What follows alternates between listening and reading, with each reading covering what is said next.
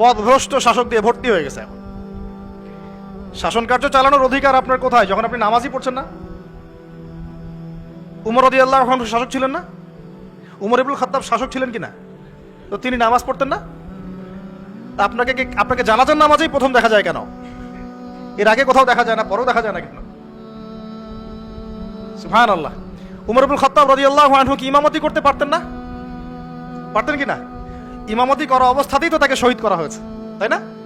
তাহলে আপনি ইমামতি করতে পারেন না কেন? কে আপনার মাথায় বুঝ দিল যে ধর্ম এক জিনিস, রাজনীতি এক জিনিস? সুবহানাল্লাহ। কেন একজন পলিটিক্যাল নেতা সে কোরআন তেলাওয়াত করতে পারবে না? সে ইমামতি করতে পারবে না? ধর্ম কি, আমাদের ধর্মটা কি ওই নাকি বুদ্ধিজম, জিউজিজম, ইহুদিদের ধর্ম, খ্রিস্টানদের ধর্ম, বৌদ্ধ ধর্ম, যেখানে সব আলাদা আলাদা, সংস্কৃতি আলাদা, অর্থনীতি আলাদা, রাজনীতি আলাদা, ধর্ম আলাদা? আমাদের থেকে এরকম জগা খিচুড়ি ধর্ম নাকি? নাকি কোরআনের এই কিতাবের মধ্যে আল্লাহ পাক সব নাজিল করেন নাই? এই কিতাবটা হাতে নিয়ে একটু বলুক দেখি যে এই কিতাবের মধ্যে সব নাই। কত বড় কলিজা আছে, আল্লাহর সামনে দাঁড়িয়ে বলুক যে এই কিতাবের মধ্যে আল্লাহ তুমি সব নাজিল করো নাই, তাই আমার এগুলো দরকার হচ্ছে। এই কথা বলার সাথে সাথে ঈমান চলে যায় মানুষের, যদি কেউ মনে করে যে এই কিতাবের মধ্যে এবং সুন্নতের মধ্যে আল্লাহ সব দেন নাই। তো আমার কথা রাগ করেন না, আমি আপনার নসিহত, আমি আপনার কল্যাণ কামনা করি। আমরা চাই যে আমরা সবাই একসাথেই জান্নাতে যাই, কিন্তু এভাবে হবে না।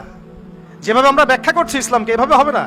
আমরা ব্যাখ্যা করছি ইসলামের অর্থনীতি নাই, ইসলাম ওই নামাজ রোজা হজ জাকাত চলবে, তাসবিহ তাহলিল চলবে, অর্থনীতিতে আমি যা ইচ্ছা তাই করবো, অর্থনীতিতে আমি যা ইচ্ছা তাই করবো, সুদ খাবো, ঘুষ খাবো, দুর্নীতি করবো, যা ইচ্ছা তাই করবো।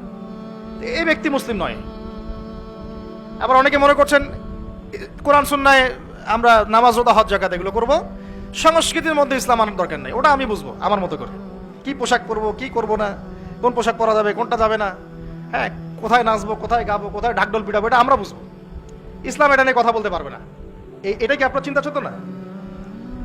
অনেকে বলছে শিক্ষা নিয়ে ইসলাম কথা বলবে কেন? আমরা যা ভালো বুঝি সেটাই। আপনি তাসবিহ তাহলিল করেন, নামাজ রোজা হজ জাকাত করেন, এটাই কি ইসলাম? শিক্ষার আয়াত দিয়ে ওহী শুরু হয়েছে, ইকরা বিসমি রাব্বিকাল্লাযী খালাক।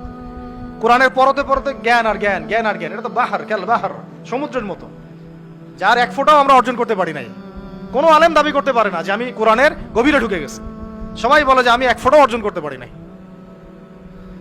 অনেকে বলেন যে ইসলামের জায়গা চলবে, আমাদের কি বলে পলিটিক্সের জায়গায় চলবে। কেন ভাই? আল্লাহ রাব্বুল আলামিন কি কোরআন শুনে সব নাজিল করেন নাই? হ্যাঁ, এটা আমি বুঝি, এটা বিশ্বাস করি এবং মানছি যে বিশ্বের প্রেক্ষাপটে সবকিছু ইম্পোজ করা সম্ভব না। এটা আমরা মানি, বুঝতে পারছি, বিকজ বিশ্বটা এখন শাসন করছে কারা?